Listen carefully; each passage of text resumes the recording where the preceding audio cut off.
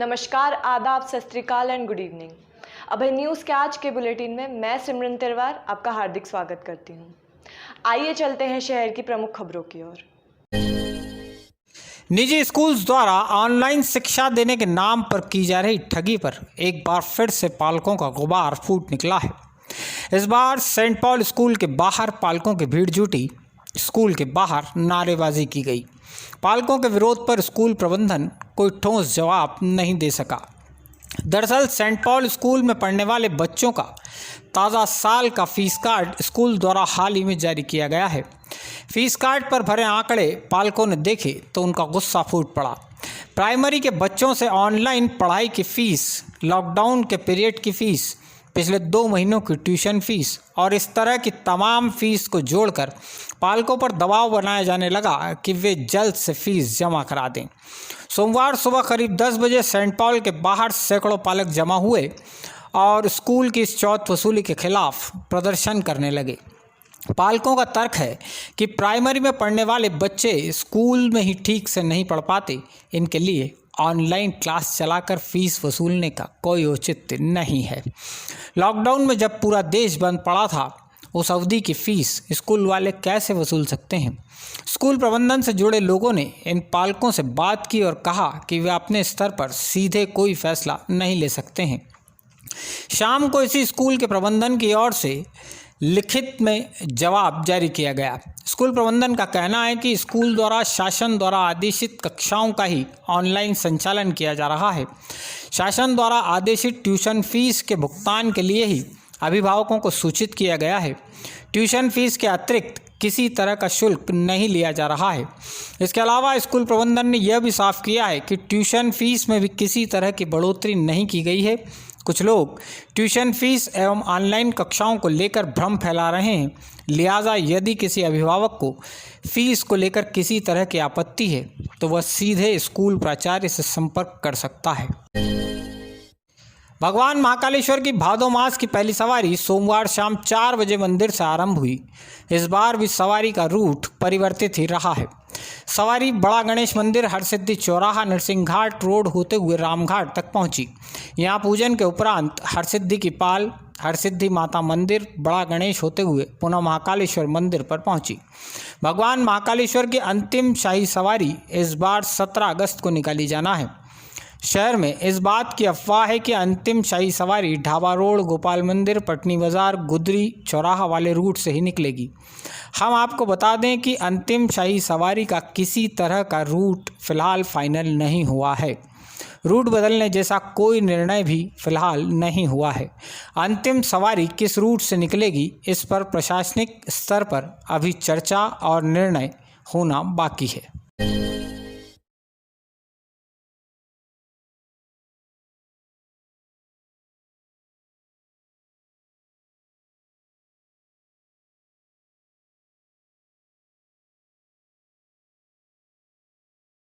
Corona ने खाकी के साथ फिर एक दुर्घटना को अंजाम दे दिया है।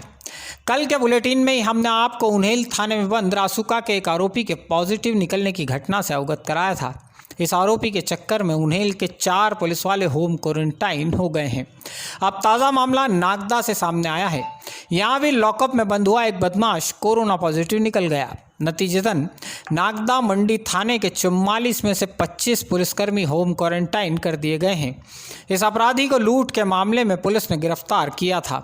इन सारे घटनाक्रमों का नतीजा यह हुआ कि अब जिले के किसी भी थाने में किसी भी अपराधी को ज़्यादा देर नहीं रखा जा रहा है। ताबड़तोड़ कागज़ पर उसकी गिरफ्तारी लेकर उसका मेडिकल टेस्ट कराने लगे हैं। कुछ दिन पहले तक इन्हीं थानों में पूछताछ के नाम पर 2 नंबर में कई दिनों तक आरोपियों को बैठाए रखा जाता था। जब तक पूरा मामला पक नहीं जाता तब तक उसकी गिरफ्तारी नहीं दर्शाई जाती थी। अब कोरोना ने हालात में बदलाव और थानों के कामकाज में फुर्ती ला दी है। समूचे मध्य प्रदेश के साथ ही उज्जैन के भी 125 से ज़्यादा ट्रांसपोर्टर्स सोमवार से 3 दिन की हड़ताल पर चले गए हैं। ट्रांसपोर्टर्स के कारण उज्जैन शहर में भी लगभग 1,500 ट्रकों के पहिए थम गए। उज्जैन से सप्लाई होने वाला और उज्जैन आने वाला दोनों ही तरह के सामान की आवक जावक भी बंद हो गई है। हड़ताल फिलहाल केवल 3 दिन की है, लिहाजा आम जनजीवन पर भी इसका ज़्यादा असर नहीं होगा। हाँ, यदि यह लंबी खींची तो ज़रूरी वस्तुओं की आपूर्ति ज़रूर बाधित हो जाएगी। उज्जैन ट्रांसपोर्टर्स एसोसिएशन के अध्यक्ष सौरभ जैन की माने तो ट्रांसपोर्टर्स सरकार से डीजल पर बढ़े हुए वेट को कम करने, ट्रक चालक परिचालकों को कोविड बीमा स्कीम में कवर करने और बैरियर के भ्रष्टाचार पर लगाम लगाने की मांग कर रहे हैं।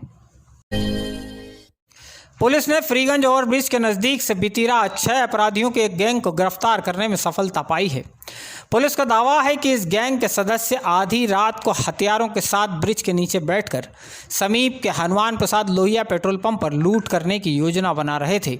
गिरफ्तार किए गए अपराधियों के नाम कमल पेड़वा निवासी आंबापुरा देसाई नगर, विशाल लोधी निवासी बेताल मार्ग फ्रीगंज, साहिल बागोरिया निवासी अशोक नगर, रौनक शर्मा निवासी भाट गली, शुभम उर्फ गज्जू झांझोट निवासी देसाई नगर और बोनी उर्फ दीपक बाथम निवासी फाजिलपुरा है।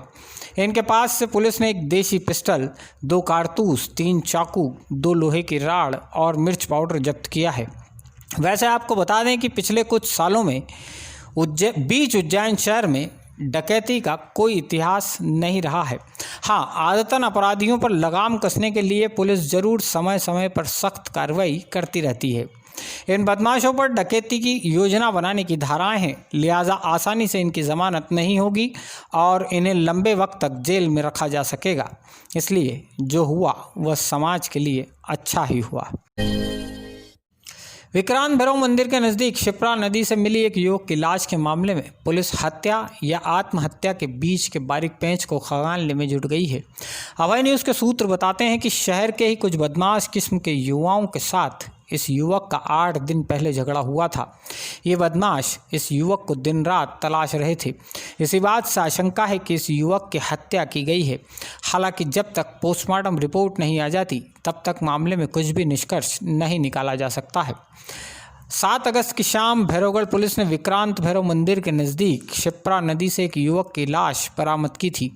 जेब से मिले आधार कार्ड से उसकी पहचान आनंद नगर निवासी निखिल पिता थावरजी परमार उम्र 29 साल के रूप में की थी। निखिल परमार शराब पीने का आदी था। शराब के नशे में ही 8 दिन पहले आरटीओ बिल्डिंग के पास उसका कुछ युवकों के साथ झगड़ा हुआ था। इस झगड़े के बाद से ही निखिल इन बदमाशों से बचता फिर रहा था। मामले की जांच कर रहे भैरवगढ़ थाने के जांच अधिकारी ने बताया कि फिलहाल निखिल के शव की पोस्टमार्टम रिपोर्ट नहीं मिल सकी है। इस वजह से निखिल की मौत का कारण भी स्पष्ट नहीं हो सका है। राघवी पुलिस ने अवैध शराब का कारोबार करने वाले 2 आरोपियों को गिरफ्तार कर इनके पास से एक कार और लगभग 40,000 रुपये कीमत की शराब जब्त की है। दोनों ही आरोपियों के खिलाफ आबकारी एक्ट के अंतर्गत मुकदमा दर्ज किया गया है।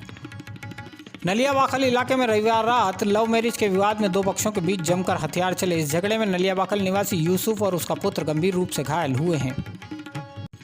उज्जैन से बदनावर तक 1554 करोड़ रुपए की लागत से बनने वाले 4 लेन रोड के काम में जमीन अधिग्रहण के एवज में किसानों को लगभग 400 करोड़ रुपए का मुआवजा बांटा जाएगा। संभागायुक्त आनंद शर्मा ने सोमवार को प्रस्तावित योजनाओं की प्रगति की समीक्षा की है। रविवार को लॉकडाउन के बावजूद पवासा इलाके में मटन शॉप खोलकर बैठने वाले 2 लोगों के खिलाफ पुलिस ने अपराध दर्ज किया है। आरोपियों के नाम जावेद और अब्दुल मजीद हैं। दोनों ही पंड्याखेड़ी के रहने वाले हैं।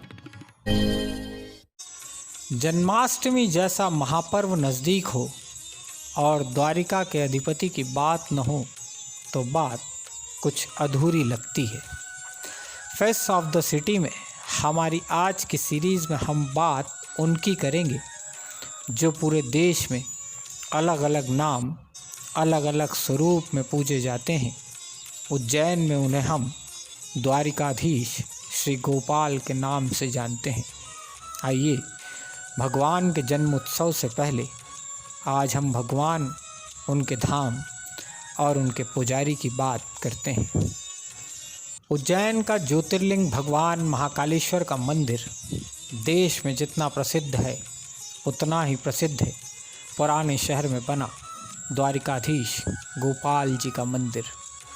मराठा शैली में काले पत्थर से बना भगवान श्री कृष्ण का यह मंदिर संवत 1901 यानी 1844 ईस्वी में बनकर तैयार हुआ था। इस मंदिर में प्रतिमा की प्राण प्रतिष्ठा 1852 में की गई थी।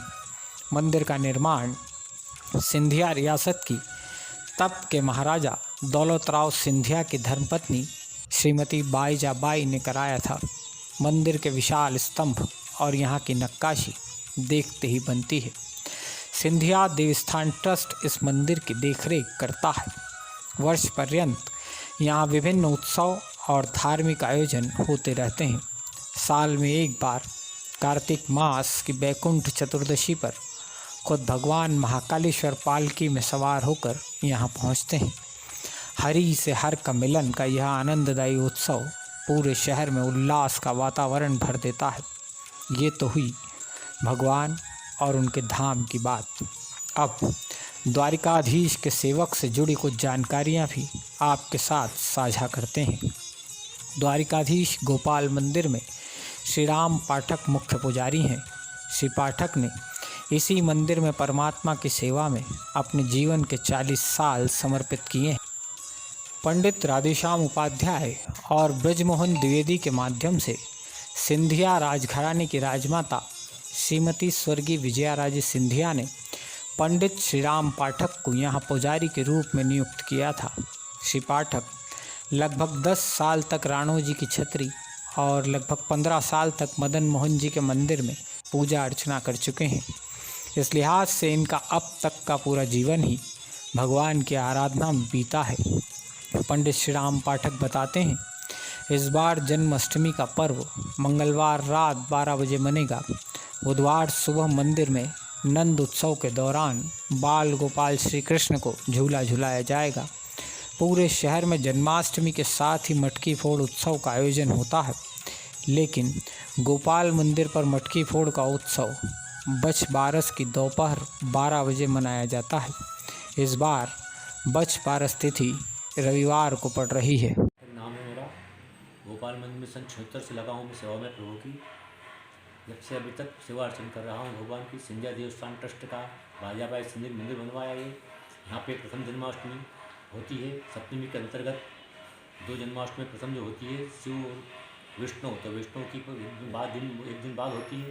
पहले शिव जी की हो जाती है। हर काम शिव जी का पहले होता है। शिव मार्गी विष्णु मार्ग 2 अलग अलग पंथ है।